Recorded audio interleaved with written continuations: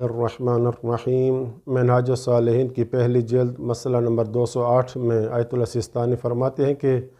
ایک شخص اگر اپنے اعضاء میں سے کسی ایک عضو کو دھوئے پھر اس کے بعد شک کر رہا ہے کہ اس کو صحیح طریقے سے دھویا ہے یا نہیں دھویا،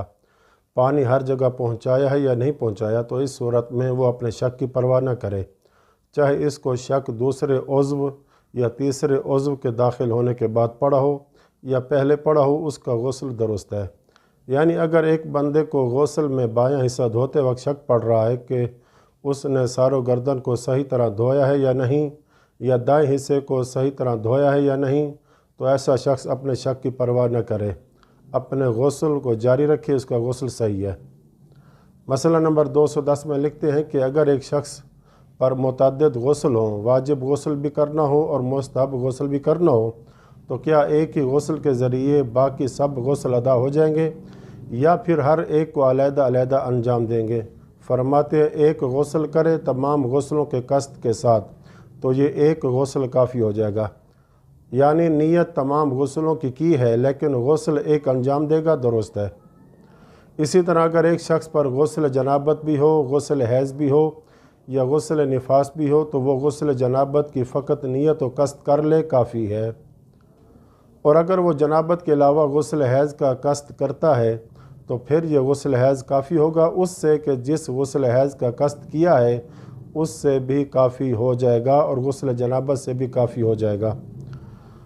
آیت اللہ سستانی کے مطابق یہ ہے کہ جب تک انسان غسل جمعہ کی نیت نہیں کرے گا اس وقت تک غسل جمعہ انسان کا ادا نہیں ہوگا۔ فرض کریں مثلا جمعہ کا دن ہے، ایک شخص پر غسل جنابت بھی ہے اور یہ جمعہ کا دن فقط غسل جنابت کی نیت سے غسل انجام دیتا ہے تو اس کا غسل جمعہ ادا نہیں ہوگا، ہاں بالعکس ہو جائے گا۔ یعنی اگر ایک شخص پر غسل جنابت بھی ہے اور دن بھی جمعہ کا ہے تو یہ شخص غسل جمعہ کی نیت سے غسل جمعہ انجام دے دیتا ہے تو اس کا غسل جمعہ بھی انجام پا گیا اور غسل جنابت بھی انجام پا گیا ہے، درست ہے۔ اس لیے فرماتے ہیں کہ ہاں کسی بھی غسل کا کافی ہونا غسل جمعہ سے، جبکہ وہ غسل جمعہ کا قصد بھی نہ کرے، اگرچہ یہ قصد اجمالی بھی ہو تو کسی غسل کا غسل جمعہ سے کافی ہونے میں اشکال ہے۔ پس یہاں پر احتیاط کے تقاضے کی رعایت کو ترک نہیں کرنا چاہیے، یعنی اسے دوبارہ غسل جمعہ کی نیت کرنی چاہیے احتیاط واجب کی بنا پر۔ اس کے بعد لکھتے ہیں کہ اگر ایک شخص ایک غسل کا قصد کرتا ہے اور نیت یوں کرتا ہے کہ میں غسل کرتا ہوں قربتاً الی اللہ، اب یہ غسل کون سا ہے، جنابت کا ہے، جمعہ کا ہے، کون سا ہے، اس کو وہ اپنی نیت میں معین نہیں کرتا، یعنی تمام غسلوں کی تفصیلی طور پر نیت نہیں کرتا، بس کہتا ہے کہ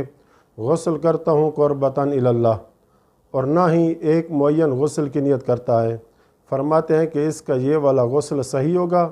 کیونکہ ایسا جو قصد ہے وہ پلٹ جاتا ہے، گویا کہ وہ تمام غسلوں کی نیت کر رہا ہے بطور اجمال کہ میں طہارت حاصل کرنے کے لیے غسل انجام دے رہا ہوں،